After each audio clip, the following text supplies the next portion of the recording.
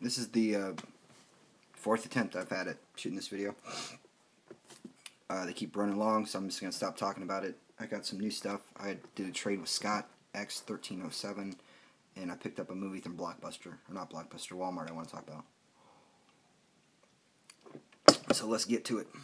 Starting with the new stuff. Got the new issue of Masters of War. I read this yesterday, and I reread it this morning already. I feel like I'm missing something. I don't know. It's like it's not...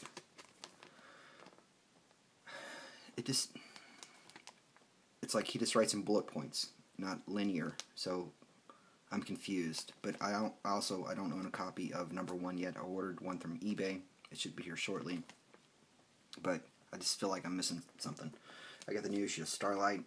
This read as a filler issue to me, but we all know how Mark Millar writes. It's kind of nothing really, last 2 pages, cliffhanger. Nothing really, last 2 pages, cliffhanger. So I'm sure he's got something coming that'll just blow us all away. Got the new issue of Fables. Probably going to drop that book. I haven't read the last 4 issues of Fables I've pulled out from the shop, so that's 4 months of me not reading a Fables book, and so really what's the point of me buying it if I'm not going to... There's so much other cool stuff out there that I could be spending my money on. I got American Flag, America with a K, so this is volume 2, number 11. I got Commandy number 30, awesome. I'm down to 1 Kirby issue of Commandy. I got Commandy number 45, also very cool. I dig this cover, the little tiny people. Looking forward to getting into that. And Commandy 51. So I think I'm down to 6. Less than 10 issues of Commandy. I got The League of Extraordinary Gentlemen, Volume 1, number 2. This is very nice. And I got Volume 1, number 3. I dig this cover. Kevin O'Neill, not Ed O'Neill, Kevin O'Neill. This art's really good. And as good as it is, I think his stuff on martial law was better.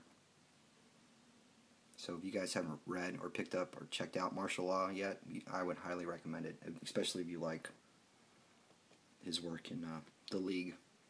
It's really good.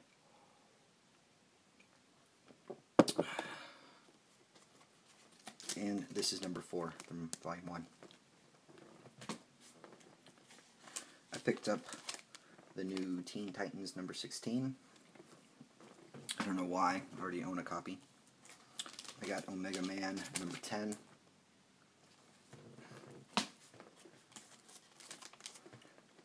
Number 13.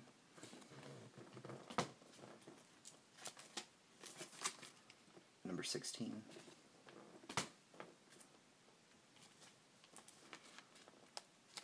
Number 20. This was an upgrade for me.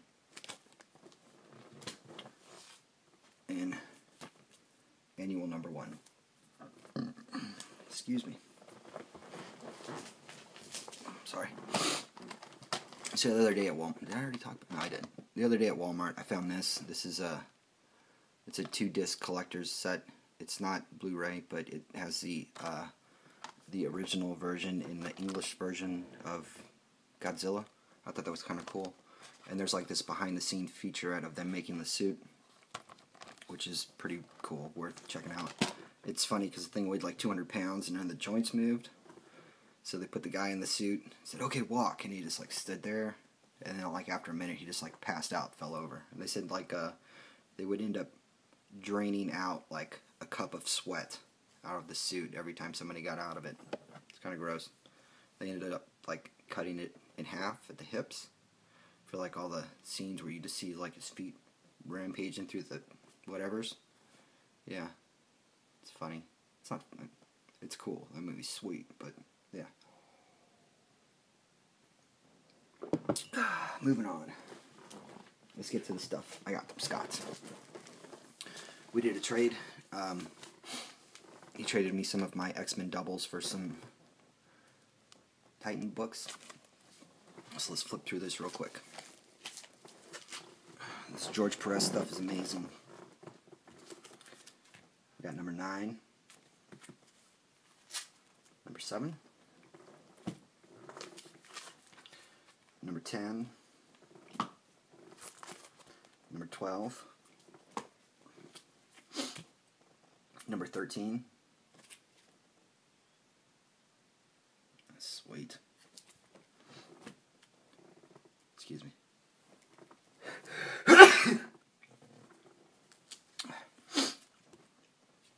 Number 14. It's funny. We were in the city the other day, KC, and the Steve Lightly Volume 2 Doom Patrol, he had him stationed in Kansas City at this building called Union Station. It used to be a train station in the 40s, and now it's a museum. But it's a real place. And there's this World War I museum across the street from Union Station. They have this really tall tower thing with the lights and the steam, so it looks like flames at the end. At night, you can go up, and it's like this panoramic view of the city. So I got pictures of Doom Patrol's headquarters. I'm a dork. I thought it was funny. Put him on Facebook. Said, hey, look what I found. Number 27. 28. This Perez stuff is amazing. 43. I really like this cover. I mean, all these covers are awesome. 45. 48. 49.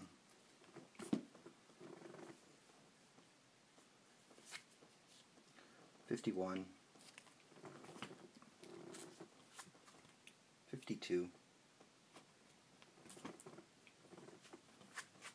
53. 57.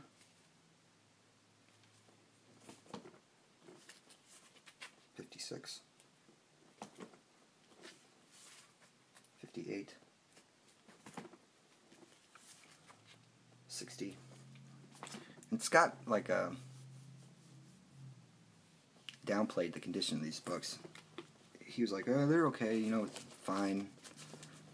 And out of the whole bunch, I think this one is probably like the worst off, and I would say this is fine. These books are in great shape, man. I mean, there's like a little, you know, discoloring, but it's from 86. It's a white cover. It's bound to happen. I'm not too worried about it, but the spines and the corners on these books are awesome.